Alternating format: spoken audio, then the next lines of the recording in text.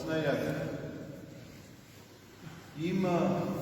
იმ ბნელ კუნძულებში ჩავიხედოთ, რომლის დანახვაც ხშირად არ გვინდა და არც კი სიამოვნებს. აი ხვალ გრიგოლ პალამას სენებას აღასრულებს მართლმადიდებელი ეკლესია, ხვალინგელზე ხვალ ვილაპარაკობთ, მაგრამ ის სიხაზმის ზემდებელია, ის სიხაზმი განსაკუთრებული ლოცვა, რომლებსაც ბერები მიმართავდნენ და სწორედ აი ამ სიკვდილეში, შიგნით ჩახედვაში მდგომარეობს აი ამ ლოცვის მთავარი შინაარსი. ამის შესახებ შევეცდები ხვალ გითხრათ და აგიცნათ თუ რა თქმა როგორ დაწესდა ეს. მაგრამ დღეს ადამიანის გონებაზე მეთქით ორიენტაცია. აი საოცარი რამ უნარი გააჩნია ადამიანს. ეს არის მეხსიერება. ნახეთ, მე შემიძლია ეხლა თქვა რაღაცა დავასახელო შენობა და თქვენ ეს შენობა მაშინაც თვალწინ წარმოგიდგებათ. ხო მართალია, აი ხა ვიტყვი ოპერას რუსთაველის წელს და ყველა დაინახავთ ეხლა თქვენს გონებაში ამ ოპერას. ხო მართალია? ვინც იცით რა თქმა უნდა ოპერას სადაც დაინახავთ.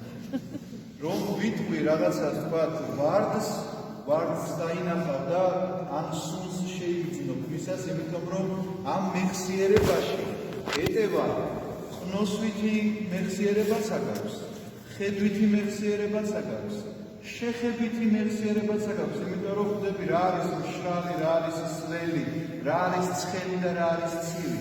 და ეს ყველაფერი შენს გონებაში ეტევა.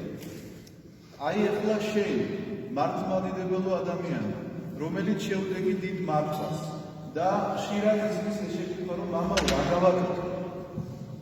აი რა ლოცვები წავიკითხო, როგორ უნდა ვიმართულო, როგორ უნდა ვიღვაწო და ხშირად ჩვენ იცით რა გვერევა ერთმანეთში, რა არის მიზანი და რა არის საშუალება. ხშირად რაც საშუალება იმას მიზნად ვისახავ და პირიქით, რაც მიზანია იმას საშუალებად ვიყენებ. არ შეიძლება ასე. აი როგორ შეიძლება იქნეს გამოყენებული ჩვენი გონების ეს თვისება. თუნდაც ერთი ეს თვისება, რომლის შესახებაც ეხლა გელაპარაკებით, მეხსიერების შესახებ. რომ მთელი თქვენი ენერგიები ამ მართვაში თუ შეძლებთ იმას, რომ მოახმაროთ, რომ ეს მეხსიერება შეავსოთ სიკეთეებით, იცოდეთ, რომ ეს მართვა და აუცილებელი არ არის იქ ვფიქროთ ხაშლამასა და ლობიოს შორის განსხვავებაზე, რომელია სამარხო და რომელი არ არის სამარხო და სამარხო თორტი ჩავკვიჩე თუ ნეტა კვერცხი ქონდა, შიგნით თუ არ ქონდა. ამ თემაზე საერთოდ აღარ გაგიჩნდებათ ფიქრი, იმიტომ რომ როგორც კი დაიწყებ იმაზე ზრუნვას, რომ შენი მეხსიერება შეივსოს რითი. მაგალითად კითხულობ ღვთისმშობლის დაუჯდომას და დაიწყებ ანგელოზი წინამდგომი ზესით მოივლინა და თქვა ღვთისმშობელსა და ასე შემდგომ და გიხარდენის მუხლები და მე ეს დაიმახსოვრე და შენს გონებაში ჩაჯდა. წარმოიდგინეთ ახლა ავტობუსში ჩაჯექი და მიდიხარ სამსახურში და ხუანიტო კარლოსზე კი არ ფიქრობ. აი ამას იმეორებ შენს გონებაში და აი ესე შეიძლება მიხვიდე სამსახურში ღვთისმშობლის საგალობლად. ამდა თუნდაც ერთი ფსალმუნი ისწავლო. რაღაცა ხო იცით ზეპირად, იმედი მაქვს რომ იცით თქვა 50 რომელიც უნდა იცოდეთ ნამდვილად 50 და ასე შემდეგ. აი დაიწყეთ თუნდაც პირველი ფსალმუნი ისწავლეთ ზეპირად. ნეტარ არის კაცი, რომელი არ ამივიდას რამხავსა უხოთასა, არცა საჯდომოსა უჯულობასა არა დაჯდა, არამედ ჯულსა უფლისას არის ნება იმისი და ჯულსა მისა ზრახავს იგი დღე და ღამე.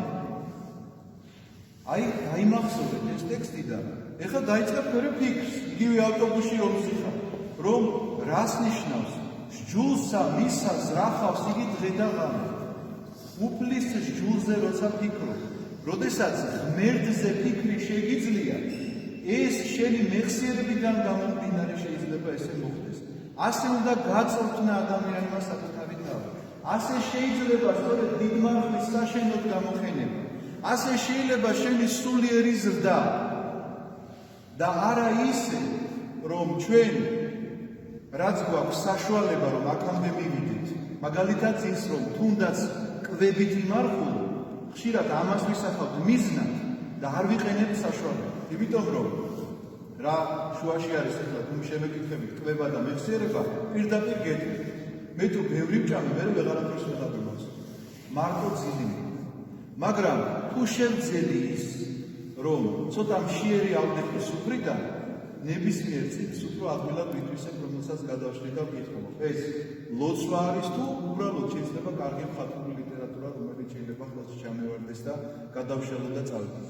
ამიტომაც არ დაგალით ახლა და მოგცემთ საფიქრალ თემას, აი ამ დიდ მარხვაში საშინაო დავალებად გეცდება, რომ თქვენი მეხსიერება ავარჯიშოთ სწორედ ამით, რომ დაიწყეთ რაღაცების დაზეპირება, რომ არ შეავსოთ თქვენი მეთითიც უკვე გაქვთ შევსებული ამის წაშლა კომპიუტერი ხო არა ხარ რაღაცა კნოპკაზე დააჭირო დილეით სადაც აწერია და წაიშალოს ეს ყველაფერი. არა, შენ ხარ ადამიანი, ვერ შლი ამას შენი მეხსიერებიდან და გაქვს ისეთი რამეები დამახსოვრებული, რაც არასდროს არ დაგჭირდება.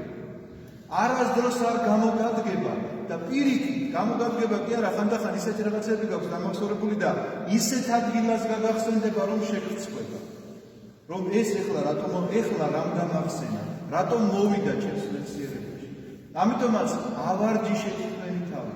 თქვენი მეხსიერება ავარჯიშეთ იმით, რომ დაიზეპირეთ, თუნდაც ერთი ფსალმი მიისწავლეთ ზედმეტად, კიდევ რაც გითხარი.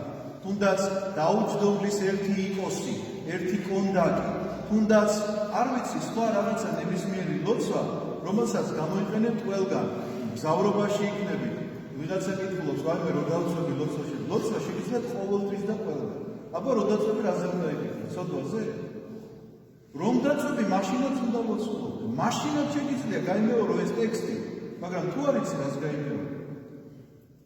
ამიტომაც ავარჯიშეთ თქვენი მეხსიერება და შეავსეთ თქვენი მეხსიერება ისეთი რამეთი, რაც სიკეთესში აღძრავს და განავითარებს ადამიანს და არა ისეთ რამეთ შეავსოთ, რომელიც ჩვენს წარმოდგენაში შემოვა თუ არა, მაშინვე შეიძლება გაწეთდეს სახეზე, რომ ამ ადგილას რატომ ამოვარდა ჩემი მეხსიერებიდან ისეთი რამ, რომელიც გახსენებაც არ მინდა და რომელიც გწვენია.